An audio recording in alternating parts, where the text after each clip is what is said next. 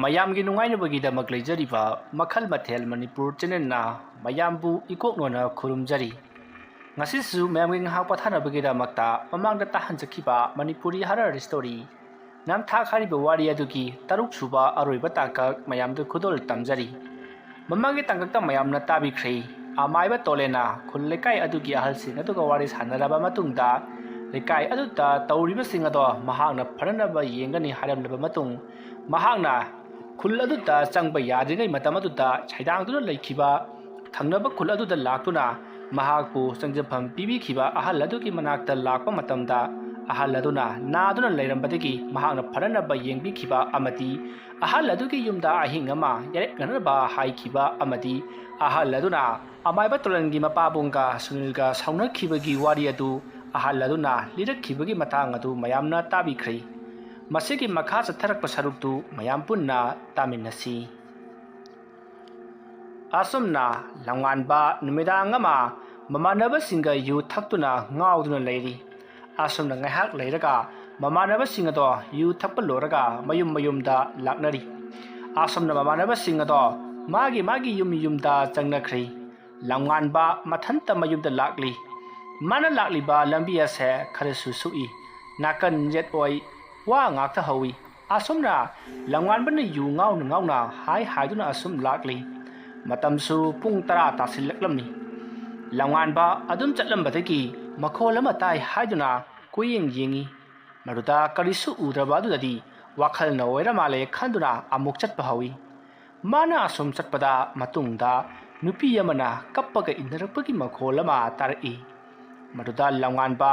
ꯇꯨꯡ ꯂꯩꯊꯣꯛꯂꯒ ꯌꯦꯡꯉꯤ, ꯑꯗꯨꯕꯨ ꯃꯇꯨꯡꯗ ꯀꯅꯥꯁꯨ ꯂꯩꯔꯝꯗꯦ꯫ ꯂꯝꯉꯥꯟꯕꯗꯣ ꯍꯟꯗꯛꯁꯨ ꯌꯨꯒꯤ ꯅꯤꯁꯥꯅ ꯇꯥꯔꯤꯕꯅꯤ ꯈꯟꯗꯨꯅ ꯆꯠꯄ ꯑꯃꯨꯛ ꯍꯧꯏ꯫ ꯂꯝꯉꯥꯟꯕꯅ ꯑꯁꯨꯝꯅ ꯆꯠꯂꯤꯉꯩꯗ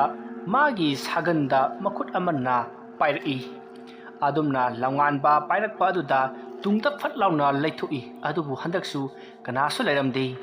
ꯃꯗꯨꯗ ꯂꯝꯉꯥꯟꯕꯗꯤ ꯑꯀꯤꯕ ꯐꯥꯎꯗꯨꯅ ꯃꯍꯥꯛ ꯆꯦꯟꯅꯅꯕ ꯍꯧꯔꯛꯏ꯫ ꯂꯝꯉꯥꯟꯕ ꯃꯌꯨꯝ ꯌꯧꯅꯅꯕ ꯄꯔꯞ ꯂꯥꯛꯂꯤ꯫ ꯑꯁꯨꯝꯅ ꯄꯔꯞ ꯂꯥꯛꯄꯗ ꯃꯥꯒꯤ ꯅꯥꯀꯟꯗ ꯃꯤ ꯑꯃꯅ ꯇꯥꯟꯅꯔꯛꯄꯒꯤ ꯃꯑꯣꯡ ꯇꯧꯔꯛꯏ꯫ ꯌꯦꯠ ꯑꯣꯏ ꯅꯥꯀꯟꯗ ꯍꯧꯔꯤꯕ ꯋꯥ ꯑꯗꯨꯗ ꯃꯤꯅ ꯆꯠꯄꯒꯤ ꯄꯦꯔꯦꯛ ꯁꯣꯔꯣꯠ ꯀꯌꯥ ꯑꯃꯁꯨ ꯇꯧꯔꯛꯂꯤ꯫ ꯃꯗꯨꯗ ꯂꯝꯉꯥꯟꯕꯗꯣ ꯀꯤꯔꯗꯨꯅ ꯃꯌꯨꯝ ꯌꯧꯅꯅꯕ ꯀꯟꯅ ꯆꯦꯜꯂꯤ꯫ ꯑꯗꯨꯕꯨ ꯃꯥꯅ ꯆꯦꯜꯂꯕꯁꯨ ꯈꯣꯟꯖꯦꯜ ꯑꯗꯣ ꯑꯗꯨꯝ ꯇꯥꯔꯛꯏ, ꯑꯗꯨꯒ ꯃꯥꯒꯤ ꯃꯅꯥꯀꯣꯡꯗ ꯃꯤꯅ ꯋꯥꯅ ꯆꯦꯜꯂꯛꯄꯒꯤ ꯁꯣꯔ ꯊꯕꯦꯠ ꯍꯣꯟꯕꯒꯤ ꯃꯈꯣꯜꯁꯨ ꯇꯥꯔꯛꯏ꯫ ꯃꯗꯨ ꯇꯥꯕꯗ ꯂꯝꯉꯥꯟꯕ ꯑꯃꯨꯛꯀ ꯍꯦꯟꯅ ꯀꯟꯅ ꯆꯦꯜꯂꯤ꯫ ꯃꯥꯅ ꯑꯁꯨꯝꯅ ꯆꯦꯜꯂꯛꯄꯗ ꯃꯌꯨꯝꯒꯤ ꯊꯣꯡꯒꯥꯜ ꯌꯧꯁꯤꯜꯂꯛꯂꯤ꯫ ꯑꯗꯨꯕꯨ ꯃꯥꯅ ꯃꯌꯨꯝꯒꯤ ꯊꯣꯡꯒꯥꯜꯗ ꯆꯪꯒꯦ ꯇꯧꯕꯗꯗꯤ ꯀꯅꯥꯒꯨꯝꯕ ꯑꯃ ꯂꯦꯞꯄ ꯑꯗꯨ ꯎꯔꯤ꯫ ꯃꯗꯨ ꯎꯕꯗ ꯂꯝꯉꯥꯟꯕ ꯋꯥꯈꯜ ꯇꯥꯗꯅ ꯂꯩꯃꯥꯏꯗ ꯋꯥꯟꯊꯗꯨꯅ ꯇꯥꯈ꯭ꯔꯦ꯫ ꯑꯁꯨꯝꯅ ꯃꯊꯪꯒꯤ ꯅꯣꯡ ꯉꯥꯜꯂꯤ꯫ ꯂꯝꯉꯥꯟꯕꯒꯤ ꯃꯄꯥ ꯃꯪꯂꯦꯝ ꯑꯌꯨꯛ ꯉꯟꯅ ꯍꯧꯒꯠꯂꯛꯏ, ꯑꯗꯨꯒ ꯃꯆꯥꯅꯨꯄꯥ ꯍꯧꯗꯣꯛꯄ ꯂꯝꯉꯥꯟꯕꯒꯤ ꯀꯥꯗ ꯆꯪꯂꯛꯏ꯫ ꯑꯗꯨꯕꯨ ꯃꯪꯂꯦꯝꯅ ꯆꯪꯂꯛꯄꯗ ꯃꯆꯥꯅꯨꯄꯥꯗꯤ ꯃꯥꯒꯤ ꯀꯥꯗ ꯂꯩꯔꯝꯗ꯭ꯔꯦ꯫ ꯃꯗꯨꯗ ꯃꯪꯂꯦꯝ ꯃꯆꯥꯅꯨꯄꯥ ꯑꯗꯣ ꯊꯤꯕ ꯊꯣꯛꯂꯛꯏ꯫ ꯃꯥꯅ ꯊꯣꯛꯂꯛꯄꯗ ꯊꯣꯡꯒꯥꯜꯗ ꯂꯝꯉꯥꯟꯕ ꯑꯗꯣ ꯇꯥꯗꯨꯅ ꯂꯩꯔꯤꯕꯗꯨ ꯎꯔꯦ꯫ ꯃꯗꯨ ꯎꯕꯗ ꯃꯪꯂꯦꯝ ꯃꯆꯥꯒꯤ ꯃꯅꯥꯛꯇ ꯆꯦꯟꯁꯤꯜꯂꯤ, ꯑꯗꯨꯒ ꯃꯆꯥꯕꯨ ꯀꯧꯖꯔꯤ꯫ ꯃꯪꯂꯦꯝꯅ ꯍꯟꯖꯤꯟ ꯀꯧꯔꯕꯁꯨ ꯂꯝꯉꯥꯟꯕ ꯋꯥꯈꯜ ꯇꯥꯔꯛꯇ꯭ꯔꯦ꯫ ꯃꯗꯨꯗꯒꯤ ꯃꯪꯂꯦꯝ ꯂꯩꯀꯥꯏꯒꯤ ꯃꯤ ꯇꯥꯟꯅꯅꯕ ꯏꯆꯥꯅꯨꯄꯥ ꯀꯔꯤꯅꯣꯃ ꯇꯧꯔꯦ ꯍꯥꯏꯗꯨꯅ ꯀꯣꯏꯂꯥꯎ ꯂꯥꯎꯏ꯫ ꯃꯪꯂꯦꯝꯅ ꯀꯣꯏꯂꯥꯎ ꯂꯥꯎꯕꯗꯨ ꯂꯩꯀꯥꯏꯒꯤ ꯃꯤ ꯂꯣꯏꯅ ꯆꯦꯟꯁꯤꯜꯂꯛꯂꯤ꯫ ꯂꯩꯀꯥꯏꯒꯤ ꯃꯤꯁꯤꯡ ꯑꯗꯨꯅ ꯆꯦꯟꯁꯤꯜꯂꯛꯄꯗ ꯃꯪꯂꯦꯝꯅ ꯇꯧꯔꯤꯕ ꯃꯇꯧ ꯑꯗꯨ ꯎꯔꯦ꯫ ꯃꯪꯂꯦꯝ ꯃꯆꯥꯅꯨꯄꯥ ꯑꯗꯣ ꯀꯣꯟꯗꯨꯅ ꯀꯞꯄ ꯑꯗꯣ ꯃꯌꯥꯝꯅ ꯎꯔꯤ꯫ ꯃꯗꯨ ꯎꯕꯗ ꯂꯩꯀꯥꯏ ꯃꯤꯌꯥꯝꯅ ꯆꯦꯟꯁꯤꯜꯂꯒ ꯂꯝꯉꯥꯟꯕ ꯑꯗꯣ ꯃꯥꯡꯒꯣꯜꯗ ꯄꯨꯈꯠꯂꯤ, ꯑꯗꯨꯒ ꯑꯍꯟ ꯑꯃꯅ ꯃꯪꯂꯦꯝ ꯀꯝꯗꯧꯅ ꯇꯧꯔꯤꯕꯅꯣꯅꯦꯍꯦ? ꯃꯗꯨꯗ ꯃꯪꯂꯦꯝꯅ ꯃꯥꯃꯥ, ꯑꯩꯅ ꯇꯨꯝꯕ ꯍꯧꯒꯠꯂꯛꯂꯒ ꯊꯣꯡꯒꯥꯜ ꯊꯣꯛꯂꯛꯄꯗ ꯏꯕꯨꯡꯉꯣꯁꯦ ꯋꯥꯈꯜ ꯇꯥꯗꯨꯅ ꯂꯩꯔꯝꯂꯤꯕꯁꯤꯅꯤ꯫ ꯃꯗꯨꯗ ꯑꯍꯟ ꯑꯗꯨꯅ ꯑꯃꯨꯛ ꯑꯗꯨꯗꯤ ꯏꯕꯨꯡꯉꯣ, ꯃꯪꯂꯦꯝ ꯑꯃꯥꯏꯕ ꯑꯃ ꯀꯧꯔꯒ ꯌꯦꯡꯍꯟꯅꯕ ꯇꯧꯁꯤ꯫ ꯀꯅꯥꯅꯣ ꯈꯔ ꯆꯠꯂꯒ ꯑꯃꯥꯏꯕ ꯑꯃꯨꯛꯇ ꯀꯧꯔꯨꯁꯨ ꯆꯠꯂꯨꯅꯦ꯫ ꯑꯁꯨꯝꯅ ꯑꯍꯟ ꯑꯗꯨꯅ ꯇꯤꯜꯂꯤꯕ ꯃꯤꯌꯥꯝ ꯑꯗꯨꯗ ꯍꯥꯏꯔꯤ꯫ ꯃꯗꯨꯗ ꯃꯈꯣꯏ ꯈꯔꯗꯤ ꯃꯥꯒꯤ ꯑꯃꯥꯏꯕ ꯀꯧꯕ ꯆꯠꯅꯈꯤ꯫ ꯃꯤ ꯈꯔ ꯑꯃꯅ ꯑꯃꯥꯏꯕ ꯁꯨꯅꯤꯜꯒꯤ ꯃꯅꯥꯛꯇ ꯂꯥꯛꯂꯤ, ꯑꯗꯨꯒ ꯑꯃꯥꯏꯕ ꯁꯨꯅꯤꯜꯕꯨ ꯀꯧꯔꯗꯨꯅ ꯂꯥꯛꯂꯤꯕ ꯃꯤꯁꯤꯡ ꯑꯗꯨꯒ ꯑꯃꯥꯏꯕ ꯁꯨꯅꯤꯜꯒ ꯄꯨꯟꯅ ꯂꯥꯛꯂꯤ꯫ ꯁꯣꯝꯗꯅ ꯈꯨꯜꯖꯥ ꯈꯔ ꯑꯃꯅ ꯑꯃꯥꯏꯕ ꯆꯤꯡꯈꯝ ꯂꯥꯛꯄꯒꯤ ꯃꯅꯥꯛꯇ ꯂꯥꯛꯂꯤ꯫ ꯆꯤꯡꯈꯝ ꯂꯥꯛꯄꯒꯤ ꯃꯌꯨꯝ ꯌꯧꯔꯗꯨꯅ ꯈꯨꯟꯖꯥꯁꯤꯡ ꯑꯗꯨꯅ ꯆꯤꯡꯈꯝ ꯂꯥꯛꯄꯕꯨ ꯀꯧꯔꯝꯃꯤ꯫ ꯃꯗꯨꯗ ꯑꯃꯥꯏꯕ ꯁꯤꯡꯈꯝ ꯂꯥꯛꯄ ꯊꯣꯛꯂꯛꯏ ꯃꯌꯥꯝ ꯂꯥꯛꯄꯤꯕꯕꯨ ꯀꯔꯤ ꯂꯩꯔꯕꯒꯦ ꯃꯗꯨꯗ ꯈꯨꯟꯖꯥ ꯑꯃꯅ ꯑꯣꯖꯥ ꯃꯥꯏꯕ ꯑꯩꯈꯣꯏ ꯂꯩꯀꯥꯏꯗ ꯑꯉꯥꯡ ꯑꯃ ꯋꯥꯈꯜ ꯇꯥꯗꯅ ꯂꯩꯍꯧꯔꯦ ꯑꯗꯨꯅ ꯑꯣꯖꯥ ꯀꯧꯕ ꯂꯥꯛꯆꯔꯤꯕꯅꯤ ꯈꯔ ꯊꯨꯅ ꯑꯝꯇ ꯆꯠꯅꯕ ꯇꯧꯁꯤ ꯑꯁꯣꯝꯅ ꯍꯥꯏꯕꯗꯒꯤ ꯑꯃꯥꯏꯕ ꯁꯤꯡꯈꯝ ꯂꯥꯛꯄ ꯏꯃꯨꯡꯗ ꯆꯪꯈ꯭ꯔꯦ ꯑꯗꯨꯒ ꯑꯃꯨꯛ ꯊꯣꯛꯂꯛꯏ ꯑꯗꯨꯒ ꯈꯨꯟꯖꯥꯁꯤꯡ ꯑꯗꯨꯒ ꯆꯠꯄ ꯍꯧꯏ ꯁꯣꯝꯗꯅ ꯑꯃꯥꯏꯕ ꯁꯨꯅꯤꯜ ꯑꯃꯗꯤ ꯂꯩꯀꯥꯏꯒꯤ ꯃꯤꯁꯤꯡ ꯑꯗꯨꯒ ꯃꯪꯂꯦꯝꯒꯤ ꯃꯌꯨꯝ ꯌꯧꯔꯛꯂꯤ ꯊꯣꯡꯒꯥꯜꯗ ꯆꯪꯂꯛꯏ ꯃꯗꯨꯗ ꯑꯍꯟ ꯑꯃꯅ ꯑꯃꯥꯏꯕ ꯁꯨꯅꯤꯜꯗ ꯑꯣꯖꯥ ꯑꯃꯥꯏꯕ ꯑꯉꯥꯡꯁꯤ ꯉꯁꯤ ꯅꯣꯡꯉꯥꯜꯂꯛꯄꯗꯒꯤ ꯋꯥꯈꯜ ꯇꯥꯗꯅ ꯊꯣꯡꯒꯥꯜꯗ ꯇꯥꯗꯨꯅ ꯂꯩꯔꯝꯂꯤꯕꯅꯤ ꯑꯗꯨꯅ ꯂꯥꯏꯑꯣꯛ ꯇꯤꯜꯂꯣꯛꯄ ꯌꯥꯎꯕ꯭ꯔꯣ ꯍꯥꯏꯕꯗꯨ ꯑꯃꯨꯛꯇ ꯌꯦꯡꯕꯤꯌꯨ ꯃꯗꯨꯗ ꯑꯃꯥꯏꯕ ꯁꯨꯅꯤꯜꯅ ꯈꯨꯔꯥ ꯍꯧꯖꯤꯛꯇꯤ ꯑꯩ ꯂꯥꯛꯂꯦꯗꯅ ꯀꯔꯤꯁꯨ ꯇꯧꯔꯣꯏ ꯑꯩꯅ ꯐꯅꯅꯕ ꯌꯦꯡꯖꯒꯦꯀꯣ ꯇꯁꯦꯡꯅ ꯍꯥꯏꯔꯕꯗ ꯑꯃꯥꯏꯕ ꯁꯨꯅꯤꯜ ꯐꯖꯅ ꯈꯪ ꯍꯩꯕ ꯑꯃꯥꯏꯕ ꯑꯃ ꯅꯠꯇꯦ ꯂꯩꯀꯥꯏ ꯃꯤꯌꯥꯝꯅ ꯑꯃꯨꯛꯇ ꯌꯦꯡꯕꯤꯌꯨ ꯈꯔ ꯊꯨꯅ ꯆꯠꯁꯤ ꯍꯥꯏꯕꯗꯒꯤ ꯑꯃꯥꯏꯕ ꯁꯨꯅꯤꯜ ꯃꯐꯝ ꯑꯁꯤꯗ ꯂꯥꯛꯂꯤꯕꯅꯤ ꯑꯁꯣꯝꯅ ꯍꯥꯏꯅꯔꯕ ꯃꯇꯨꯡ ꯑꯃꯥꯏꯕ ꯁꯨꯅꯤꯜ ꯂꯝꯉꯥꯟꯕꯒꯤ ꯃꯅꯥꯛꯇ ꯆꯪꯁꯤꯜꯂꯛꯂꯒ ꯑꯈꯪꯕ ꯑꯍꯩꯕ ꯑꯃꯒꯨꯝ ꯀꯔꯤ ꯀꯔꯤꯅꯣ ꯃꯊꯣꯡ ꯃꯔꯝ ꯈꯪꯗꯕ ꯂꯥꯏꯔꯣꯟ ꯈꯔ ꯁꯣꯜꯂꯒ ꯌꯦꯡꯕ ꯁꯥꯔꯝꯃꯤ ꯑꯁꯣꯝꯅ ꯉꯥꯏꯍꯥꯛ ꯌꯦꯡꯂꯝꯂꯒ ꯑꯈꯪꯕ ꯑꯍꯩꯕ ꯑꯃꯥꯏꯕ ꯑꯃꯒꯨꯝ ꯃꯍꯥꯛꯅ ꯍꯥꯏꯔꯛꯏ ꯃꯥꯃ ꯃꯁꯤꯗꯤ ꯌꯨꯝꯂꯥꯏ ꯑꯣꯏꯕ ꯃꯍꯥꯛꯇꯨ ꯃꯄꯥꯜ ꯊꯣꯛꯂꯦꯅꯤ ꯑꯗꯨꯅ ꯌꯨꯝꯂꯥꯏ ꯑꯣꯏꯕ ꯃꯍꯥꯛꯅ ꯇꯧꯔꯛꯂꯤꯕꯅꯤ ꯃꯗꯨꯗ ꯃꯪꯂꯦꯝꯅ ꯑꯣꯖꯥ ꯑꯗꯨꯗꯤ ꯏꯕꯨꯡꯉꯣ ꯋꯥꯈꯜ ꯇꯥꯛꯂꯔꯣꯏꯗ꯭ꯔꯣ ꯂꯥꯏꯅꯤꯡꯊꯧ ꯁꯅꯥꯃꯍꯤꯗꯨ ꯑꯃꯨꯛꯀ ꯍꯟꯅ ꯀꯥꯎꯁꯤꯟꯕ ꯌꯥꯔꯔꯣꯏꯗ꯭ꯔꯣ ꯋꯥ ꯑꯗꯨ ꯇꯥꯕꯗ ꯑꯃꯥꯏꯕ ꯁꯨꯅꯤꯜꯅ ꯑꯈꯪꯕ ꯑꯃꯒꯨꯝ ꯇꯥ ꯃꯪꯂꯦꯝ ꯀꯔꯤ ꯍꯥꯏꯅꯤ ꯌꯨꯝꯂꯥꯏ ꯑꯣꯏꯕ ꯃꯍꯥꯛꯇꯨ ꯍꯥꯟꯅꯒꯤ ꯃꯇꯧꯒꯨꯝꯅ ꯑꯩꯅ ꯀꯥꯎꯁꯤꯟꯗꯨꯅ ꯅꯪꯒꯤ ꯅꯆꯥꯅ ꯋꯥꯈꯜ ꯇꯥꯗ꯭ꯔꯤꯕ ꯑꯁꯤ ꯇꯥꯍꯜꯂꯒꯦ ꯀꯔꯤꯁꯨ ꯇꯧꯔꯣꯏꯗ ꯋꯥꯕꯤꯒꯅꯨ ꯂꯥꯏꯅꯤꯡꯊꯧ ꯁꯅꯥꯃꯍꯤ ꯀꯧꯁꯤꯟꯅꯕ ꯂꯥꯏ ꯑꯃ ꯈꯣꯏꯔꯝꯅꯅꯕ ꯇꯧꯁꯤ ꯇꯥ ꯃꯪꯂꯦꯝ ꯑꯃꯥꯏꯕ ꯁꯨꯅꯤꯜꯅ ꯑꯁꯨꯝꯅ ꯍꯥꯏꯔꯛꯄ ꯑꯗꯨꯗ ꯂꯩꯔꯤꯕ ꯃꯌꯥꯝꯁꯨ ꯊꯥꯖꯔꯗꯨꯅ ꯂꯥꯏ ꯈꯣꯏꯔꯝꯅꯅꯕ ꯑꯃꯥꯏꯕ ꯁꯨꯅꯤꯜꯅ ꯍꯥꯏꯔꯛꯄ ꯄꯣꯠ ꯆꯩ ꯂꯥꯡꯅꯅꯕ ꯇꯧꯔꯝꯃꯤ ꯃꯇꯝ ꯑꯗꯨꯗ ꯑꯃꯥꯏꯕ ꯁꯤꯡꯈꯝ ꯂꯥꯛꯄ ꯑꯃꯗꯤ ꯈꯨꯟꯖꯥꯁꯤꯡ ꯑꯗꯨꯒ ꯊꯣꯡꯒꯥꯜꯗ ꯆꯪꯂꯛꯏ ꯑꯗꯨꯒ ꯈꯨꯟꯖꯥ ꯑꯃꯅ ꯃꯌꯥꯝ ꯍꯧꯖꯤꯛꯇꯤ ꯀꯔꯤꯁꯨ ꯋꯥꯕꯤꯔꯨꯒꯅꯨ ꯑꯃꯥꯏꯕ ꯆꯤꯡꯈꯝ ꯂꯥꯛꯄ ꯂꯥꯛꯂꯤ ꯃꯗꯨꯗ ꯆꯤꯡꯈꯝ ꯂꯥꯛꯄꯅ ꯑꯁꯨꯝ ꯌꯦꯡꯂꯛꯄꯗ ꯑꯃꯥꯏꯕ ꯁꯨꯅꯤꯜꯅ ꯂꯩꯔꯤꯕꯗꯨ ꯎꯔꯤ ꯃꯗꯨꯗ ꯑꯣꯖꯥꯁꯨ ꯂꯩꯕꯤꯔꯝꯃꯤ ꯑꯁꯨꯝꯅ ꯑꯃꯥꯏꯕ ꯆꯤꯡꯈꯝ ꯂꯥꯛꯄꯅ ꯑꯃꯥꯏꯕ ꯁꯨꯅꯤꯜꯗ ꯍꯥꯏꯔꯛꯏ ꯃꯗꯨ ꯍꯥꯏꯔꯛꯄꯗ ꯑꯃꯥꯏꯕ ꯁꯨꯅꯤꯜ ꯄꯥꯈꯠꯂꯝꯃꯤ ꯑꯃꯥꯏꯕ ꯆꯤꯡꯈꯝ ꯂꯥꯛꯄ ꯂꯥꯛꯂꯕꯅꯤꯅ ꯃꯥꯅ ꯉꯁꯥꯏꯗꯒꯤ ꯃꯌꯥꯝꯗ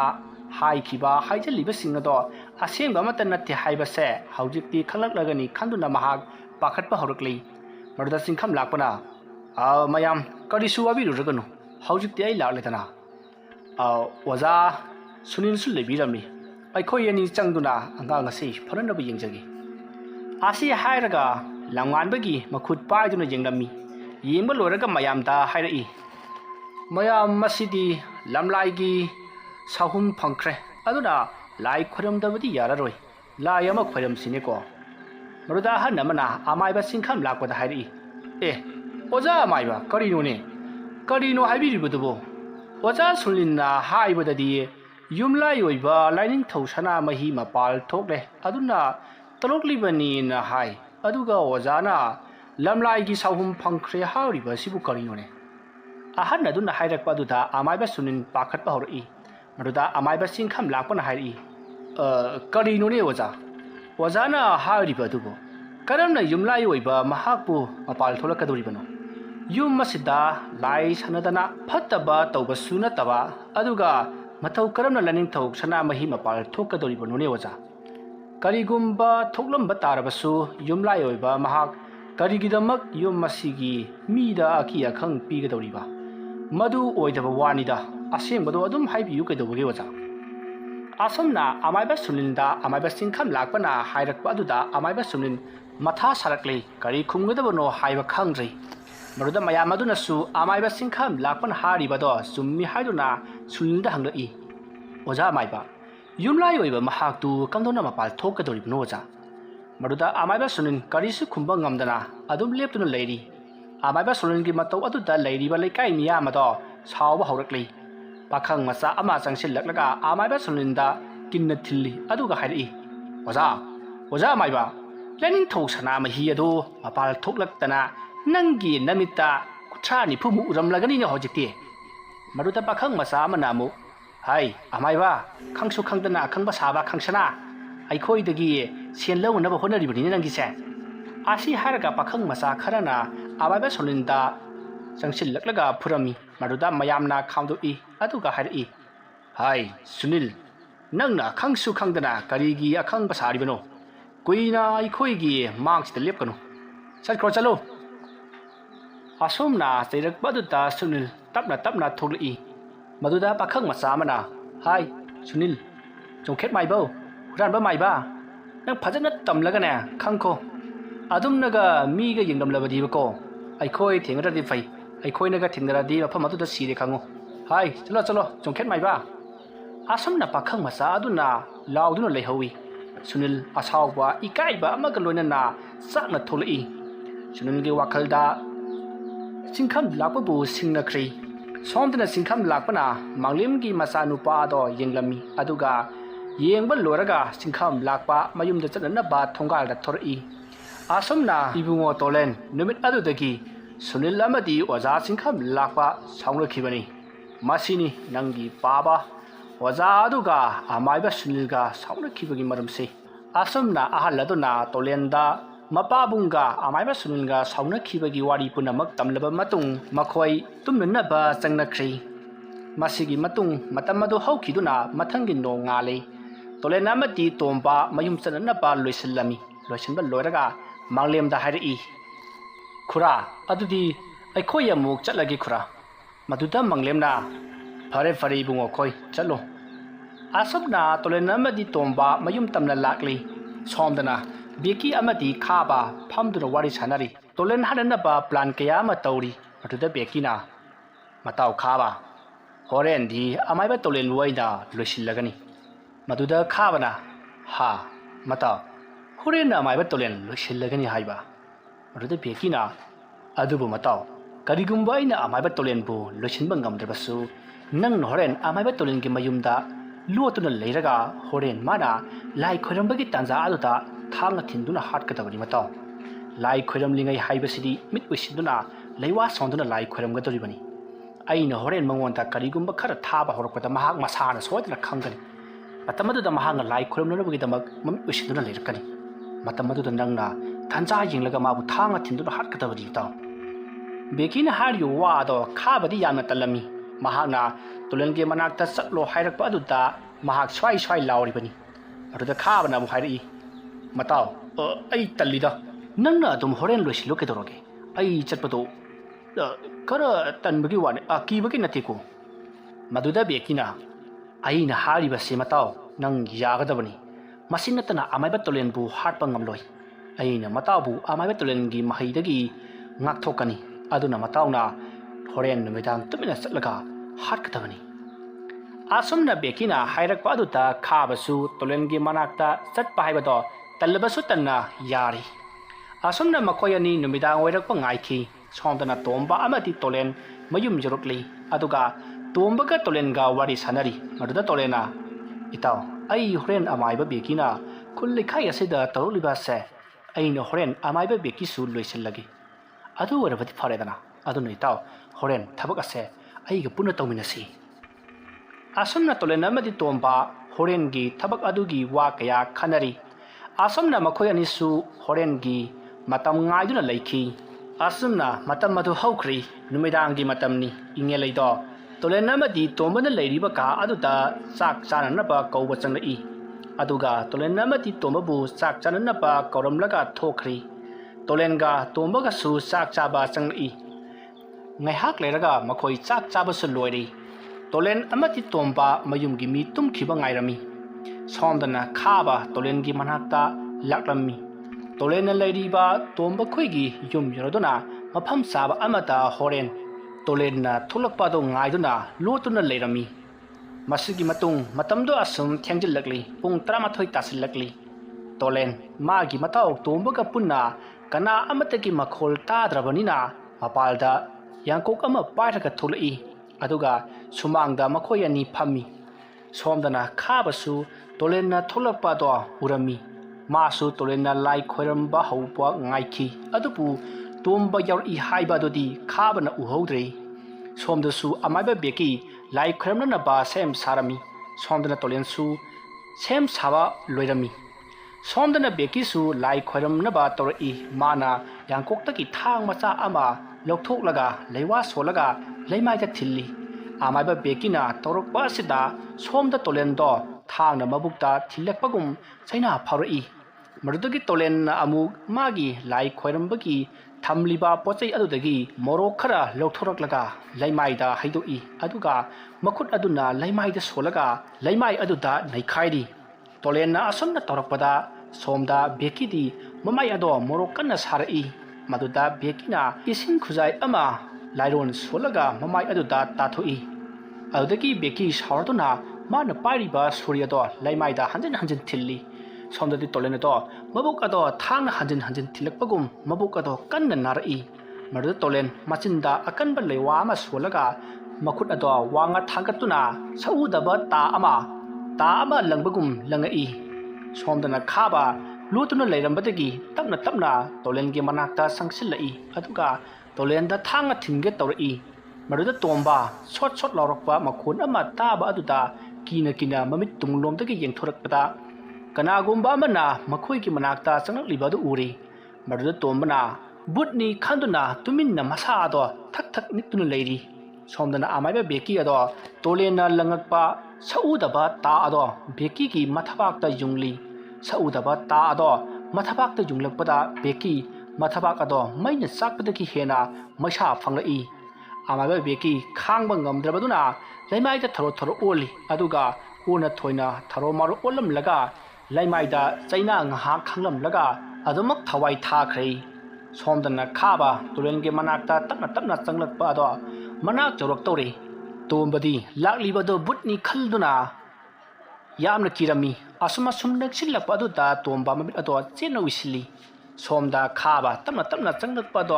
tulenge manak yoksilakli adubu mana yorakpada mi ani suramba adu da ngai aduga ngaihakang tolen karambano haina yenglami maduda mamit wisinduna leiriba tolenda thang aduna thinge haina torokpada tomba do mamit wisillambadagi mamit pangthurai maruda manakta nupa ama leiramba aduda butni khanduna tomba kanna lawi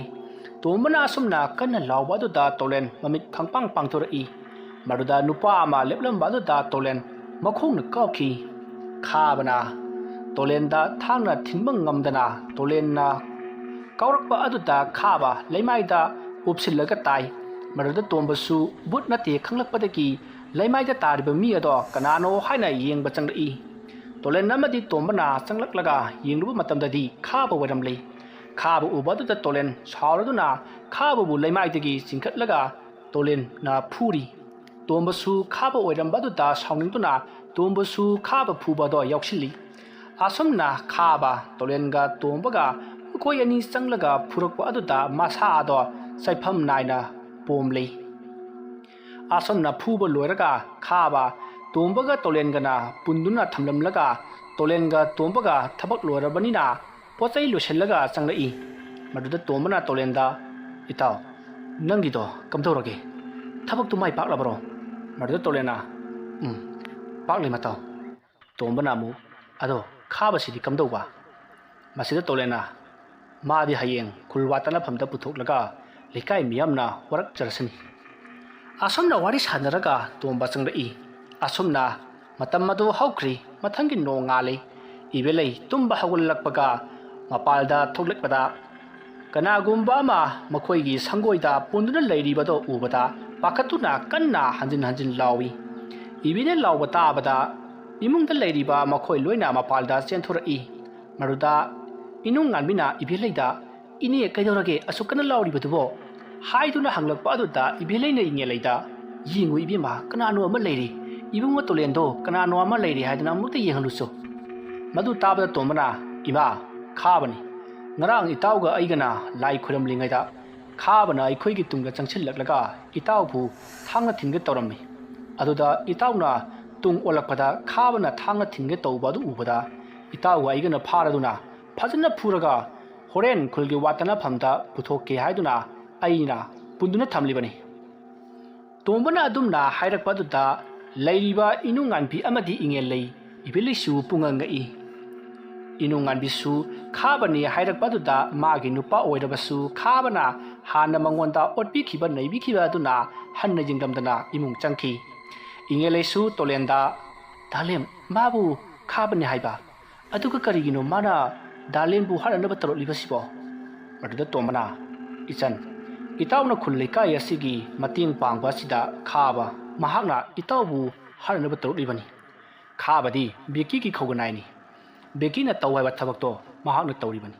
aduga mahakna tawai ba thabakto amabe beki na tawribani khabadi lekai khullasibu mahallage hana leirabani kanadi ichan imungda changlasi magi wa haidana akhoi kanadi mataw mununga changlasi aduga khungi watana phamda puthukna ba khoi sillangnusi tomana somna haraduna makhoi loinama imungda kauksilli asamna ngaihak leraga tolenga tomba amati inunganpi punna makhoi ahungana khababu khulgi watana phamda purga chatli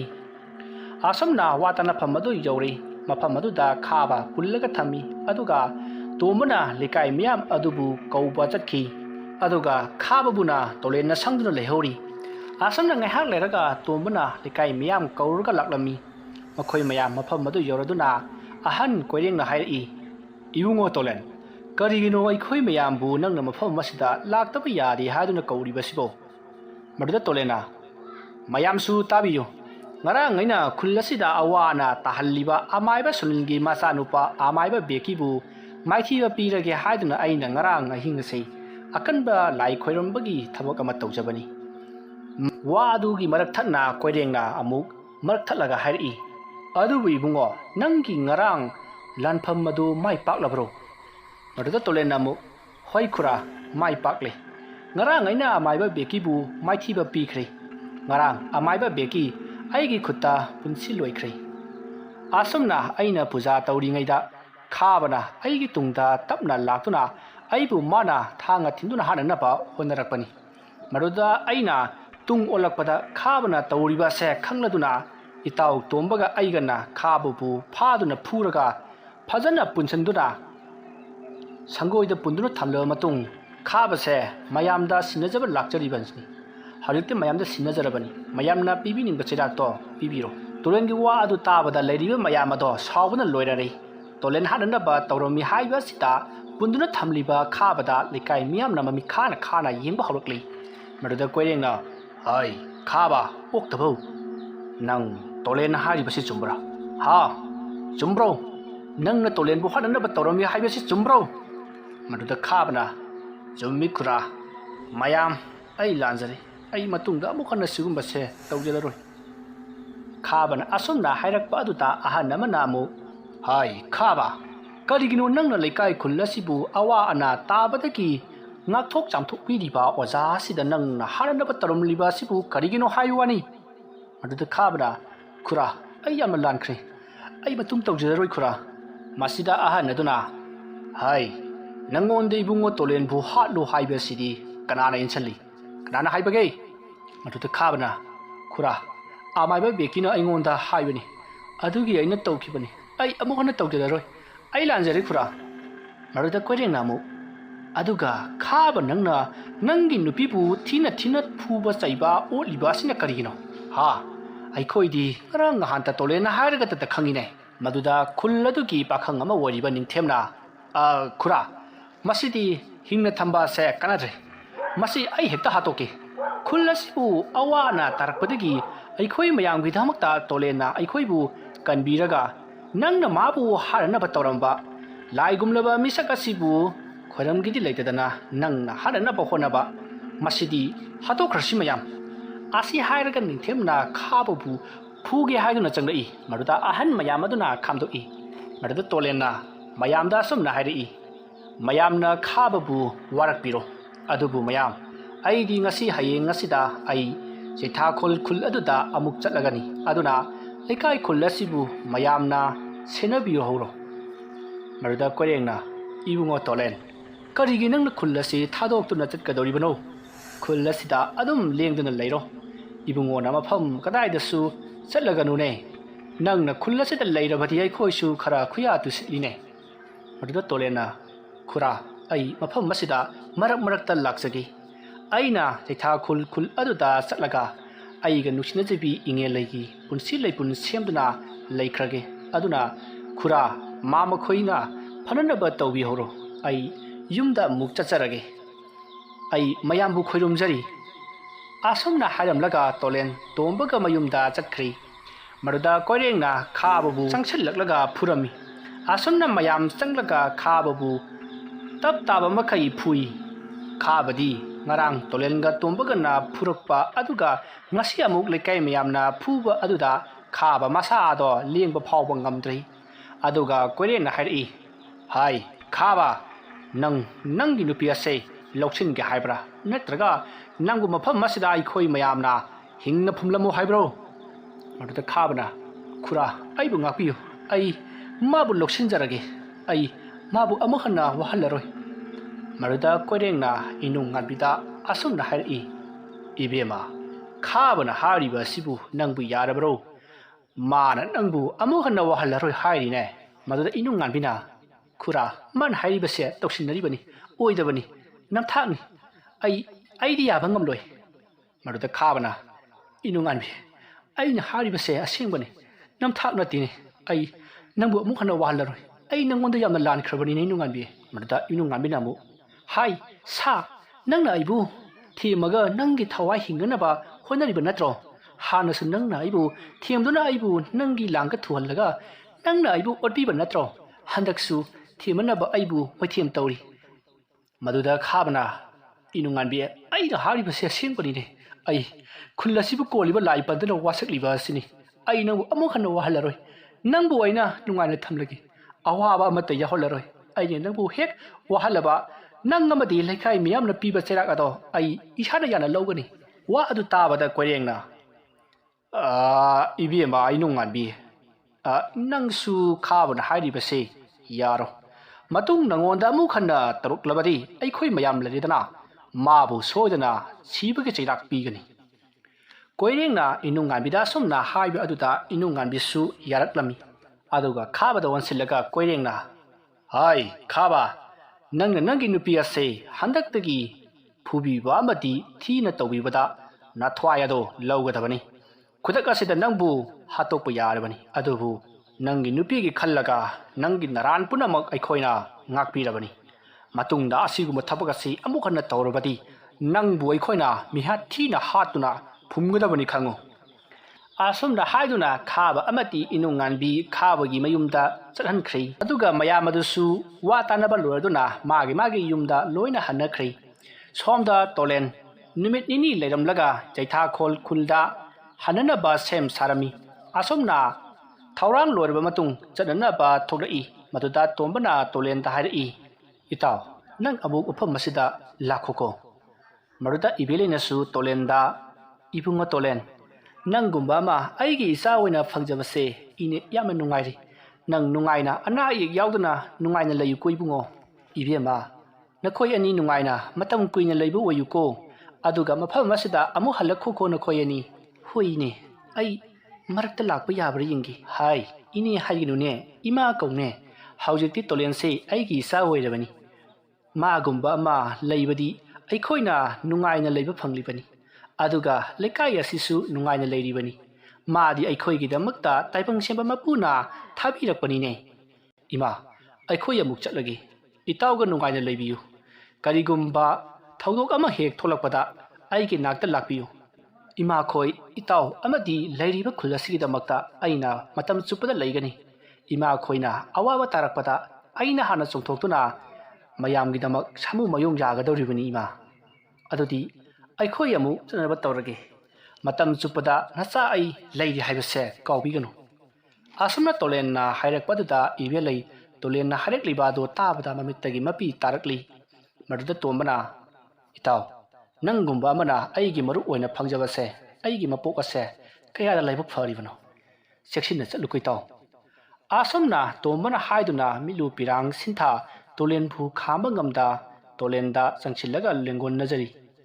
tolensu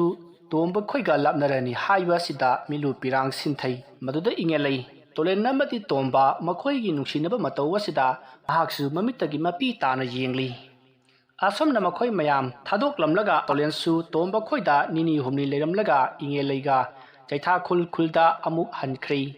ꯇꯣꯂꯦꯟ ꯑꯃꯗꯤ ꯏꯉꯦꯂꯩ ꯆꯩꯊꯥꯈꯨꯜ ꯈꯨꯜ ꯌꯧꯔꯒ ꯃꯕꯥꯅꯤ ꯂꯨꯍꯣꯡꯈꯤ꯫ ꯁꯣꯝꯗ ꯈꯥꯕ ꯑꯗꯣ ꯂꯩꯀꯥꯏ ꯃꯤꯌꯥꯝꯅ ꯐꯨꯕꯤꯕ ꯑꯗꯨꯗꯒꯤ ꯃꯁꯥꯗꯣ ꯍꯧꯒꯠꯄ ꯉꯝꯗꯅ ꯂꯩꯔꯤ꯫ ꯏꯅꯨꯡ ꯉꯥꯟꯕꯤꯅ ꯃꯥꯒꯤ ꯁꯦꯕꯥ ꯇꯧꯔꯤ꯫ ꯑꯁꯨꯝꯅ ꯆꯍꯤ ꯑꯃ ꯍꯧꯈ꯭ꯔꯦ꯫ ꯇꯣꯂꯦꯟ ꯑꯃꯗꯤ ꯏꯉꯦꯂꯩ ꯃꯆꯥ ꯑꯃ ꯐꯪꯂꯗꯨꯅ ꯅꯨꯡꯉꯥꯏ ꯌꯥꯏꯕꯤ ꯃꯔꯥꯡ ꯀꯥꯏꯅ ꯂꯩꯈꯤ꯫ ꯁꯣꯝꯗꯁꯨ ꯈꯥꯕꯗꯣ ꯇꯞꯅ ꯇꯞꯅ ꯐꯔꯛꯂꯤ꯫ ꯑꯗꯨꯒ ꯏꯅꯨꯡ ꯉꯥꯟꯕꯤꯕꯨ ꯐꯨꯕꯤꯕ ꯆꯩꯕꯤꯕ ꯑꯗꯨꯗꯤ ꯇꯣꯛꯈ꯭ꯔꯦ꯫ ꯈꯥꯕ ꯊꯕꯛ ꯁꯨꯗꯨꯅ ꯏꯅꯨꯡ ꯉꯥꯟꯕꯤꯒ ꯅꯨꯡꯉꯥꯏꯅ ꯄꯨꯟꯁꯤ ꯂꯦꯟꯈꯤ꯫ ꯑꯁꯨꯝꯅ ꯋꯥꯗꯨꯅꯇ ꯂꯥꯛꯂꯕ ꯏꯅꯨꯡ ꯉꯥꯟꯕꯤ ꯂꯩꯀꯥꯏ ꯃꯤꯌꯥꯝꯅ ꯈꯥꯕꯕꯨ ꯋꯥꯔꯛꯈꯤꯕꯗꯒꯤ ꯈꯥꯕꯅ ꯏꯅꯨꯡ ꯉꯥꯟꯕꯤꯕꯨ ꯑꯋꯥꯕ ꯑꯃꯠꯇ ꯁꯨꯍꯟꯗꯅ ꯈꯥꯕꯅ ꯏꯅꯨꯡ ꯉꯥꯟꯕꯤꯕꯨ ꯅꯨꯡꯉꯥꯏꯅ ꯊꯝꯂꯝꯃꯤ꯫ ꯏꯅꯨꯡ ꯉꯥꯟꯕꯤ ꯈꯥꯕꯅ ꯍꯟꯗꯛ ꯃꯉꯣꯟꯗ ꯊꯕꯛ ꯐꯥꯎꯕ suhandana ꯅꯨꯡꯉꯥꯏꯅ ꯊꯝꯕ ꯑꯁꯤꯗ ꯈꯥꯕ ꯑꯃꯗꯤ ꯏꯅꯨꯡ ꯉꯥꯟꯕꯤ ꯅꯨꯡꯁꯤꯅꯅ ꯂꯩꯈꯤ꯫ ꯑꯁꯨꯝꯅ ꯈꯥꯕ ꯑꯃꯗꯤ ꯏꯅꯨꯡ ꯉꯥꯟꯕꯤ ꯑꯗꯨꯒ ꯇꯣꯂꯦꯟ ꯑꯃꯗꯤ ꯏꯉꯦꯂꯩ ꯃꯈꯣꯏ ꯃꯌꯥꯝ ꯅꯨꯡꯉꯥꯏ ꯌꯥꯏꯕꯤ ꯃꯔꯥꯡ ꯀꯥꯏꯅ ꯄꯥꯟꯈꯤ꯫ ꯋꯥꯔꯤ ꯑꯁꯤ ꯃꯇꯥꯡ ꯑꯁꯤꯗ ꯂꯣꯏꯁꯤꯟꯖꯔꯤ꯫ ꯋꯥꯔꯤꯁꯤ ꯄꯥꯊꯣꯛꯆꯕ ꯃꯇꯝꯗ ꯁꯣꯏꯈꯤ ꯂꯥꯟꯈꯤꯕ ꯑꯁꯣꯏ ꯑꯔꯥꯟꯈꯤꯕꯤ ꯇꯥꯕꯤꯔꯤꯕꯁꯤꯡꯅ ꯄꯨꯛꯆꯦꯜ ꯆꯥꯎꯅ ꯉꯥꯛꯄꯤꯒꯅꯤ꯫ ꯃꯇꯨꯡ ꯇꯥꯔꯛꯄꯗ ꯃꯌꯥꯝꯒꯤꯗꯃꯛꯇ ꯅꯨꯡꯉꯥꯏ ꯅꯨꯡꯉꯥꯏꯕ ꯋꯥꯔꯤ ꯀꯌꯥ ꯑꯃ ꯄꯨꯗꯨꯅ ꯂꯥꯛꯆꯒꯦ꯫ ꯑꯁꯤꯒꯤꯗꯃꯛꯇꯤ ꯃꯌꯥꯝꯕꯨ ꯑꯔꯣꯏꯕꯗ ꯑꯃꯨꯛꯀ ꯍꯟꯅ ꯈꯨꯔꯨꯝꯖꯔꯤ꯫